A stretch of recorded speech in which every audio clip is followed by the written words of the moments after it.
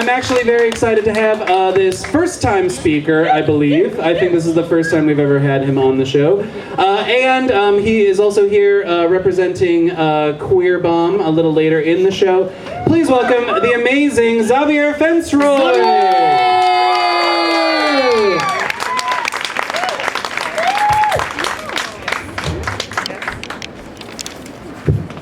Oh shit, like, there's a lot of humans out here tonight. This is something really personal. I've been struggling with this literally all my fucking life. Shit, stuff happens. I'm gonna put this down real quick.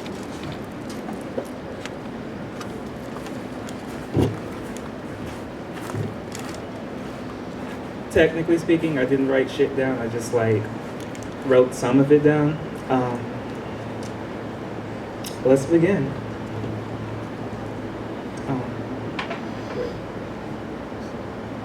My only home was an abandoned house, 4 blocks away from the man who kicked me out for being gay. For years I lied. I convinced myself that if I could change myself, he would accept me. Turning to the community for acceptance, I found nothing but criticism and cold stares. Feeling invalid, I receded into myself. Becoming angry and bitter, I lashed out, becoming the troubled, weird child that I was accused of being. Throughout all of this, I've come to realize that I hate myself. I've hated myself for years. I formed this facade of arrogance, of perfection, that nothing was wrong with me, that all the lies, all the rumors that people spread about me were not me. To some extent, all of that became me through denying who I was as a person.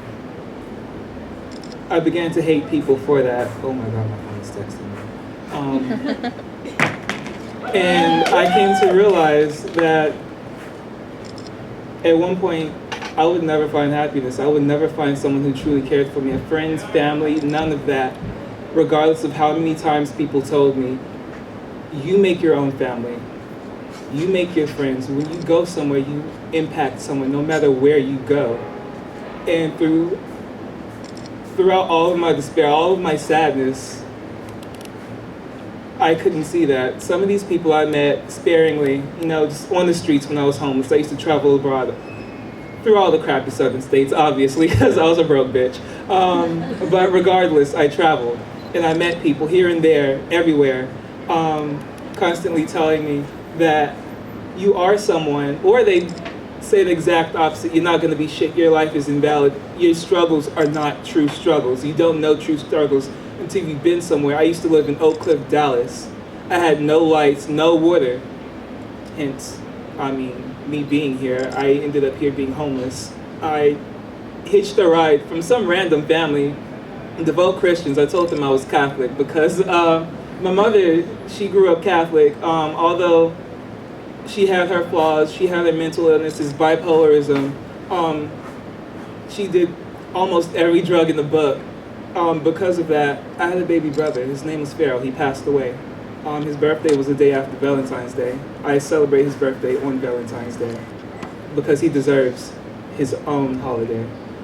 He was the only thing that I truly loved, I came to realize. Not immediately, but like years of thinking about what is wrong with me. Throughout the common day, I constantly apologize.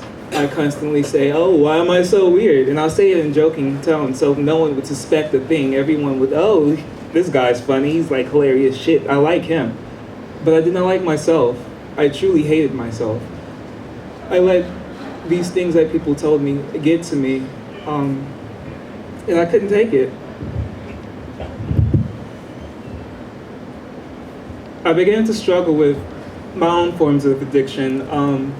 I used to do ecstasy. I used to do a lot of drugs, actually. I've quit, and when I'm down, when I'm facing my issues that I face, my personal struggles, my own demons, I realize that that's a struggle that I still struggle with. I will still crave these things that were a quick out for me, regardless of how I felt at the time. I realize that those things aren't things that are healthy for me as a person. My soul, my spirit, those things are horrible things. and yet I'd still crave them. Why? Because I felt this sense of loving that I didn't find anywhere else. In the Black community, I was told, you can't be Black and gay. You can't have any issues and be Black. It's frowned upon. Actually, I was shunned from the Black community. I was shunned from my family. I'm the middle of 9 on my mom's side, the middle of 7 on my dad. I'm like a fucking stuffed Oreo with nothing but attitude and like morbid tendencies. But despite all of that, when I came to Austin, of course, I was told by a psychiatrist I suffer from PTSD, anxiety, and depression. 2 of those being chronic, 1 reoccurring. And I lost hope. I lost true sense of who I was as a person. I lost my pursuit of happiness. I used to want to be a PR. I wanted to work in public relations. You know, because although I'm an outgoing introvert, I do have my extroverted moments. I'm pretty cool. Catch me outside of my darker moments. Funny as shit. I like to say my personality is as large as my hair. Going through darker times, I cut that off. I used to consider cutting myself.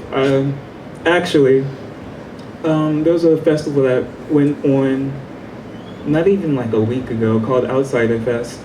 I went there hoping to encounter a more positive vibe. I'm going to sit down because I'm shaking from anxiety. You humans are intimidating, especially that cat shirt. I don't know, I love it. I'm a cat now. But I went to this festival expecting nothing but good vibes, good times, you know, all the shit you expect in the queer community. And I mean, I got exactly that. I don't know why, but I went to the after party, and while there, I realized that something was off. I still hated myself. I didn't consider myself part of the community. The Black community, they shunned me. And then the few times I went out into the queer community, I encountered people. These were horrible people. No femmes, they say, as if I identify as a fucking queer. Androgynous bitch, get it straight. No Blacks, as if a community facing prejudice in themselves could have any prejudice for someone else, which I find it's stupid as shit. Oh my God. I could talk to you for fucking hours about how much I hate that. How can you expect people to respect you if you don't have respect for your own fucking community? That really pisses me off. My vernacular is quite broad, people, don't get me wrong. Just cuss words are my favorite words because they bring out my anger. My anger at the community who go to marches, they petition, they ask for acceptance, yet I don't consider myself the most broken of them all. I don't consider myself broken at all. A bit used and abused because of circumstance and because I love everyone. I love each and every one of you without judgment. Until you actually have an attitude with me, then I'll hate you. I will hate the shit out of you. I am like pettiness supreme, except I'm not an American Horror Story. I will not kill you. But regardless of that, if you needed someone to talk to, I would talk to you. I would talk to you. By the way, I love your outfit. I would talk to you. I would talk to any of you. But these people weren't willing to do that. And I was thinking about all of that when I was at the Outsiders Fest, specifically the after party. I realized this was a really good vibe. These are really good people. Oh shit, how the fuck do I encounter all these negative people? And I realized I brought it upon myself. Through what I've dealt with, I let all these negative vibes consume me. I let those vibes become me. I lost true sense of religion. I wasn't religious to begin with. No offense to any of the Christians in here.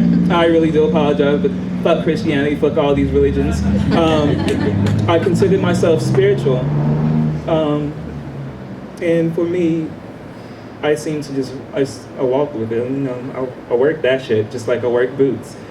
But the thing about that is, you can't claim something and actually own it if you don't act upon it. And I wasn't acting upon it in the way that I would like to. I let all these negative vibes around me. I let all these people with negative energies affect me. I hated myself to my very core. It took fainting at an after party in which almost everyone was supportive except for this one dick. But I feel like they meant well. But when you tell me I need a fucking life alert or some shit, I'm not old. I'm not gonna have a heart attack and die on you. I promise you that. If anything, I'm too strong to die on you. I mean, if I did, I'd probably come back and hunt your ass. But everyone else was extremely supportive. I've never in my life, since I have PTSD, anxiety, and depression, never once have I been to the hospital after fainting there's someone there, and there was this beautiful soul beside me, sending me condolences that the rest of the community felt, because some of them felt a connection with me that I've never felt with anyone. People used to tell me, oh, you're this, you're that, you seem so perfect. I am not perfect.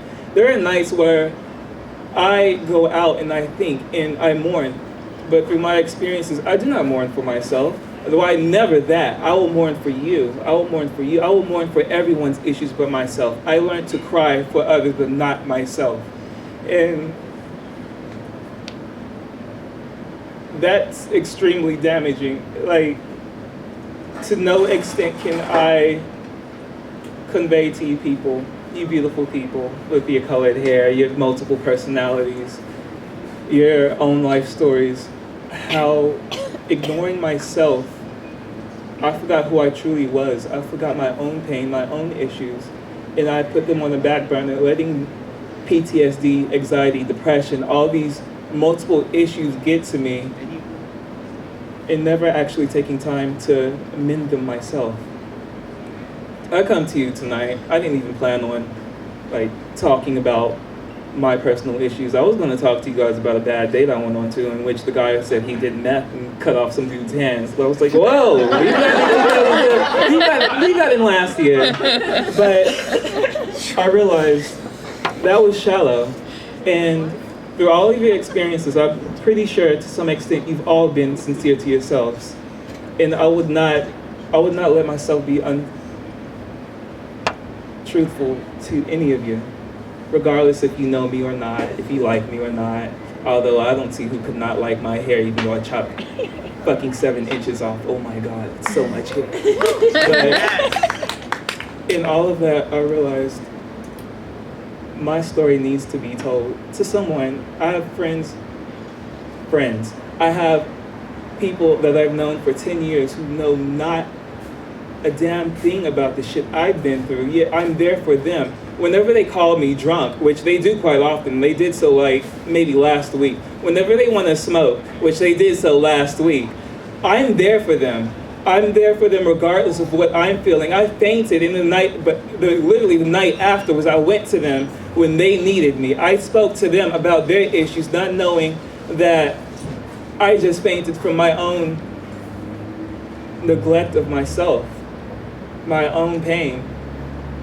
Because the people that you expect to bond with when you're first born, they were like, oh, fuck you, you're a little trash baby because you're gay, I can't accept you. That's verbatim. I don't think that of myself anymore. Trash can't be this expensive. God, I need a sugar daddy. But I guess the point is, when I came to Austin, I wasn't this person that I am now. I was downtrodden. I was beaten. I was something that I'm not now. And meeting all of you people, whether I've actually had a conversation, whether I've mean mugged you, because I mean mug all the time, I have resting bitch face, deal with it. You can't do anything about it. I can't do anything about it. I'll smile and it looks like a grimace. Not because I don't want to be around you, not because I don't want to be around you and talk to you, just because I'm introverted. I like knowing things about you. I like getting to know people, having friends, family. And those things I didn't have, so I lost the capability to socialize, to talk, to get to know people, to understand them. And meeting people like Ebony, Gwendolyn, Joyce over there. I love those people to death. They taught me things about myself that I'd forgotten. Oh, and I did pronounce your name wrong, Joya. I love you, I'm so sorry. I thought about that as soon as I said it. But these people, they taught me things about myself. They taught me, not completely, some of them I've known for an extremely short period of time, but I connect on a level in which I have not been able to connect on with any other soul, unless they're passersby, and most of them are on acid, so I don't think that's a real connection. I mean, so, Love you. I love you too. And for a really long time, I wasn't even able to say that to myself, regardless of all the abusive relationships I've been into. I've been asked to say I love you to so many people, and yet I couldn't. The words disgusted me. I couldn't say it to myself, let alone am I gonna fucking say it to you. And they taught me that I should love who I am regardless of what I've been through, because my issues are valid. What I've been through doesn't matter. What you have been through matters. Nothing can tell you otherwise. And using the words of Janelle Monáe, even if it makes others uncomfortable, I will love who I am. Yeah. And I will not stop loving myself. I'm not quite there yet. I stumble, I fumble, I fall, but I do all this other shit in between. There are times I feel narcissistic, there are times I feel like, oh God, I should be jailed for being this fucking weird. But regardless, I will love who I am. I'm still coming to who I'm trying to be, who I want to be, who I am. And I ask that you all do the same. This is who I am. My name is Zavier Charles Ventura, and I thank you for letting me come and get to me.